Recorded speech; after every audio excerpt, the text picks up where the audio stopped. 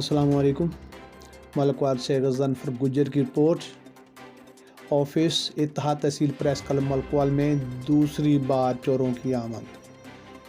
चंद रोज़ पहले रात के अंधेरे में चोर दीवार फलांद कर ऑफिस इत्तेहाद प्रेस क्लब मलकवाल दाखिल हुए। मोटर, टूटियाँ वगैरह लोहे का सामान उतार कर ले गए। शुबा किया गया कि ऐसी हरकत जहाज़ों की है। दूसरी बार फिर गुज़श्ता रात चोर ऑफिस की दीवार में नकब लगाकर खिड़की को तोड़कर ऑफिस में दाखिल हुए और आराम और सुकून से ऑफिस का सामान इलेक्ट्रॉनिक्स चोरी करने में कामयाब हो गए।